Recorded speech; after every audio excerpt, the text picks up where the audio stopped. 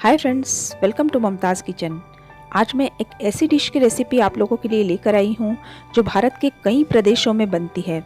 मोर और लेस इसके बनाने के प्रोसेस सेम है, परंतु नाम अलग अलग है। तेलुगु में इसे अरिसेलु के नाम से जाना जाता है, तो कन्नड़ में इसे अधिरसम या कज्जाया के नाम से जानते हैं। ओडिशा में इसे अरिसा पीठा के नाम से जानते हैं और महाराष्ट्र में अनारसे के नाम से। महाराष्ट्रियन लोग दिवाली के समय अनारसे बनाते ही बनाते हैं, परंतु अधिक मास में भी इस अनारसे का विशेष महत्व है।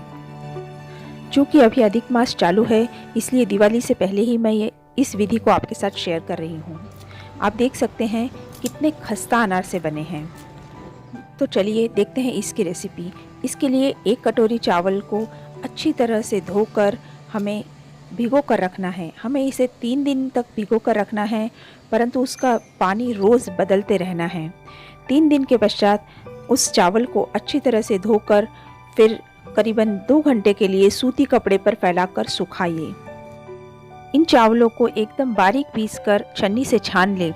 फिर उसमें यदि 1 कटोरी चावल लिए हैं तो 1 कटोरी से थोड़ा सा कम पीसी हुई शक्कर या फिर गुड़ मिला दें। 1 चम्मच घी डालें और अच्छी तरह से आटे को गूंथ कर रख लें। आजकल बाज़ार में इस तरह से तैयार आटा भी मिलता है, आप चाहें तो उसका इस्तेमाल कर सकते हैं। यह आटा थोड़ा सूखा रहता है।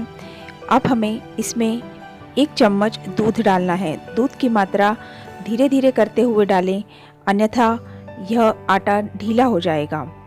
जितनी आवश्यकता हो उतना ही दूध मिलाएं।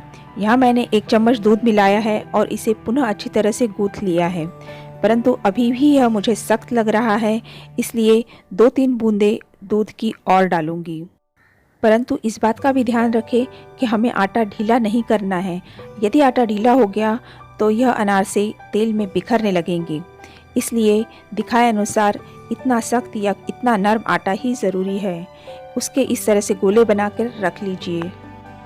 अब अनारसा बनाने के लिए एक लकड़ी के चकले पर 1 चम्मच खसखस के दाने फैलाएं, उस पर एक गोला रखें और उंगलियों को घी लगाकर अच्छी तरह से ग्रीस कर लें और उंगलियों की सहायता से इसे हल्के हल्के दबाते हुए फैलाते चलें। यह प्रक्रिया बहुत ही सावधानी से करें, अन्यथा इसके बीच में से छेद हो सकते हैं और तलते समय अनारसा टूट सकता है। जितने सुकून और आराम से आप इसे करेंगे, अनारसा उतना ही अच्छा बनेगा।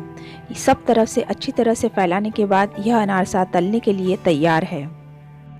आप चाहें तो 2-3 अनारसे एक साथ तैयार करके रख सकते हैं ताकि तलने में आसानी हो।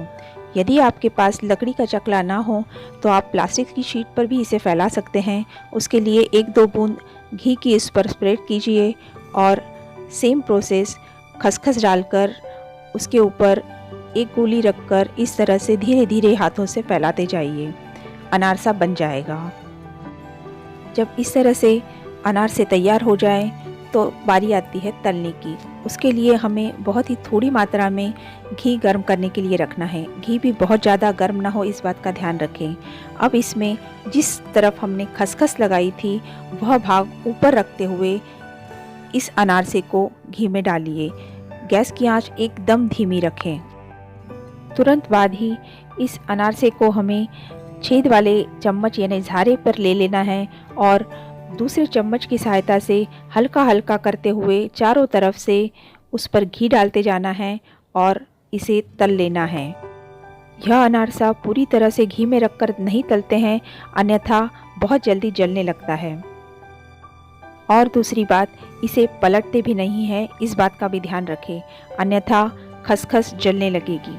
जब इस तरह से अनारसा तैयार हो जाए तो सारा घी नितार लीजिए और घी नितारने के लिए हमें इसे छलनी में रखना पड़ेगा। छलनी में नीचे प्लेट रखिए और इस अनारसे को छलनी में रख दीजिए। सारा घी छलनी से नितर कर थाली में आ जाएगा। इस तरह तैयार है खस्ता अनारसे। आपको रेसिपी कैसी लगी मुझे ज़रूर बताइएगा। वीडियो देखने के लिए धन्यवाद। आपका दिन शुभ हो।